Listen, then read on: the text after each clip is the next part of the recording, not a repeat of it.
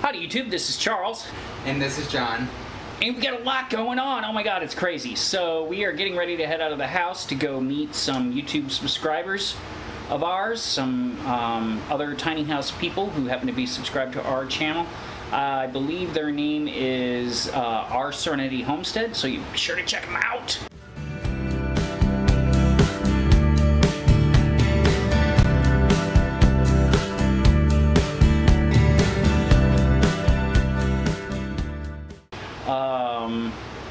But yeah, so this is kind of what I've been working on. I've been building this turntable console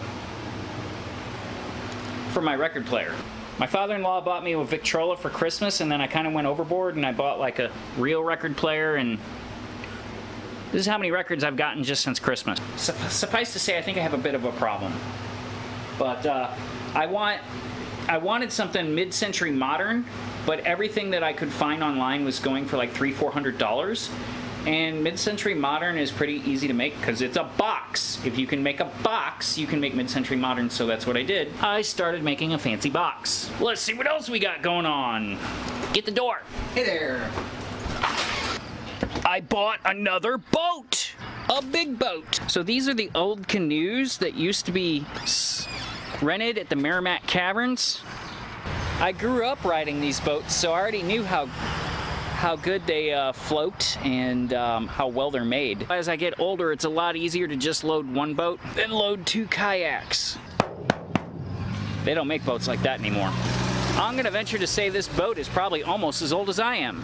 So, without further ado, let's get on the road. Haha, I said it. I hate that word, without further ado. Without further ado. I hate it.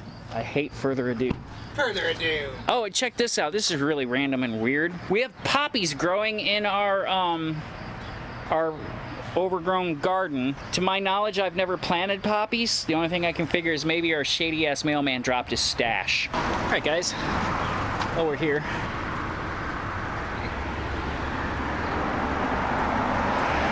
This part of the city is called South St. Louis, and St. Louis is a really weird city where it's a bunch of cities kind of tied up into one city.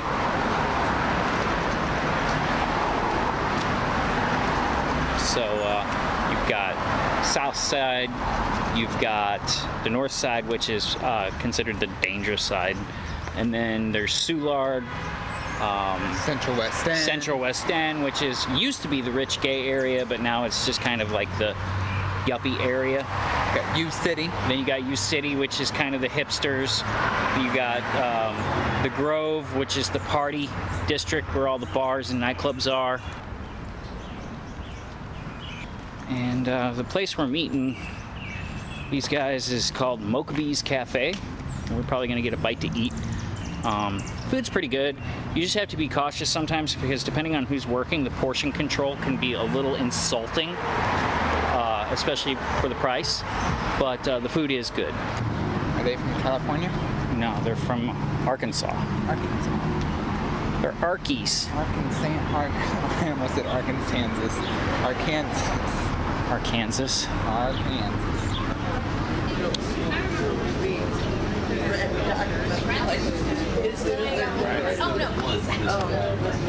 Just grab a patio. Alright guys, well we're here. It's me and John, and we got Susan and Jan. So now you guys, how long have you guys also have a tiny house, don't you? Yeah. How long have you guys been doing your tiny house thing? About a little over a year and a half. Year and a half. Been on YouTube for 2 years because we bought the property first. The first time I've ever heard the term shabbin was, in fact, from you guys. Do you recall if you actually coined this term or if you guys heard it somewhere else? I saw one YouTube video where somebody called their shed to cabin conversion a shabbin. Just one, 2 years ago, and I thought, oh, that's cool. But we do it often. Ever since we started doing it, though, now there's like entire Facebook groups of shabbin and stuff. So we'd like to believe that we kicked it off. Now, is your cabin, is it an Amish build, or do you, it was prefab and you had it delivered, right? The first one was a 12 by 24 shed, and it's Mennonite built.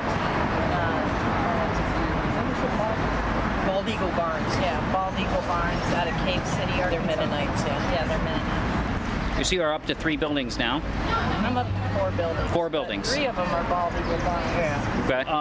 I think one of the last videos I saw, now you guys are trying to go kind of like we are, kind of off-grid. We're no longer off-grid. Yeah. We're just a couple old fat ladies. We need air conditioning. Yeah. Our water is off. Yeah. And your heat, right? And our heat is Yeah. off. And But we have composting electricity. toilets. We do that too. Yeah. You do what now? Composting toilets. Composting We toilets. don't have a septic Water and catchment. and water catchment, or we have a friend who has a well that we pump in Hall.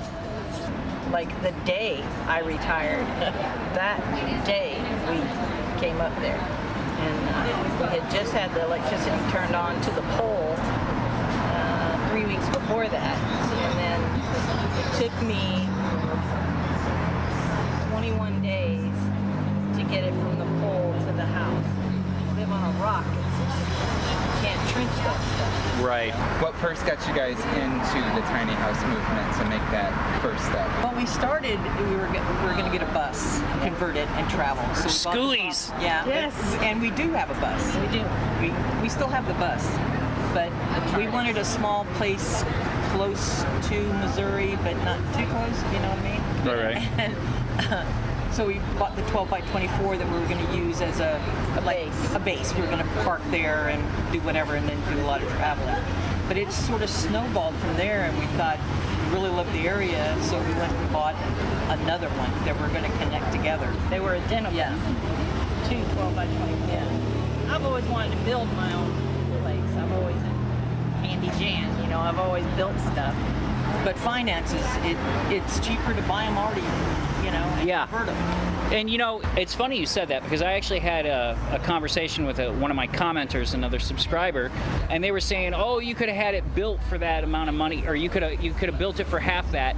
And it's like, what they don't understand is when you're on top of a mountain, you're 2.5 hours away from your house, and the amount of, then you have to take into consideration, people don't understand what life is like in the Ozarks. They don't understand how Appalachia it can be up on them Yeah, hills. yes.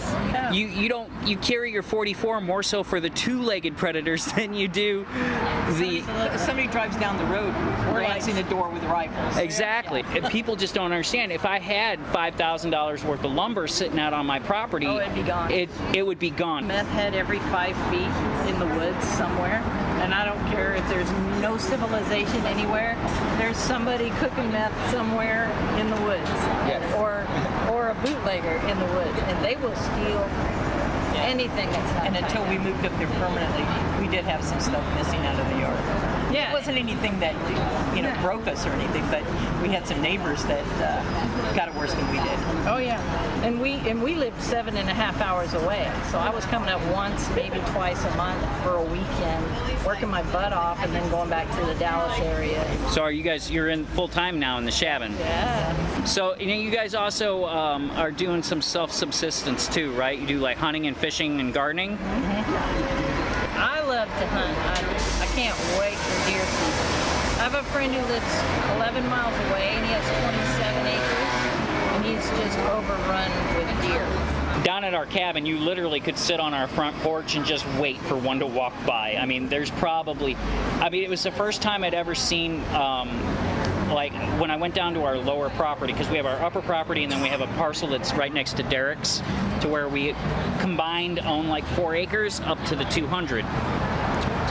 And I was creeping out there one morning and went down the holler, and up the other side of the holler, spooked a deer, and like literally about 150 deer just jumped up and took off running, and it was like a stampede. It was like something you would see on National Geographic. And I'm from Illinois originally, and I've seen herds of like 10, 20, 30 deer, but never hundreds of deer. We were driving up to the cabin, and about 20 minutes outside of town, big farm fields. Oh yeah. We saw like 200-300 deer. Yeah, they were running. they were like feeding, and it was pre-rut about, and so they were kind of like meeting up and doing some sparring and eating and just kind of showing off of the ladies. You guys also have met Deke, right? Yeah. So you guys met him at the Tiny House Jamboree in Texas, right? Yeah, in Arlington, Texas. So were you guys into the Shabin yet when you went to We weren't the? living there, but we were working on it. And now, give me your opinion of these tiny house jamborees. I mean, are they worth your while, or is it just like a Better Homes and Garden show where they're trying to sell you stuff? There was some of that, but I liked it because we could see, well, a lot of schooly people showed up, Yeah. so, and since that was our primary interest, We got to see the inside to and what they see- did. yeah. The little tricks that they had for living comfortably inside of a bus. That is the card for Our Serenity Homestead. Get close up. How many subscribers are you guys up to now? depends on which page you look at, but 187, which is I know, fine. we're thrilled. Just wait. We were at 100 at one point. And then it just And then starts we were to take at up. 500. And then we hit 1,000. And then there's these plateaus with the algorithm. Every time. Actually, when I suggested a YouTube channel, she looked at me and went, "What are you? What? No. Are you gonna do it?" And I went, "No, I'll film it. You're the IT. You're gonna figure out how." And how we are. Yes. Yeah, we originally started it just to kind of document the process That's right, for exactly. friends and family. Exactly. And then like some of our videos actually started doing really well, and then we partnered with Google, and like I was like, if we can get to a point to where YouTube pays for the cabin, because you got the monthly payments on the shell, I'll be happy. And I'll be damned, we're about 4 years into it now, and I'm going to say that YouTube has paid for all of our camera equipment and probably at least a quarter to a half of the cabin. wow. So now that's not counting like all the stuff we've added to it, like the solar and the, we just bought a new wood stove and stuff like that. But well, I tell you what, guys, I think we need to get some food. I am starving. It was great to meet you guys. So this is Charles And John. and Our Serenity Homestead. Until next time, catch you later.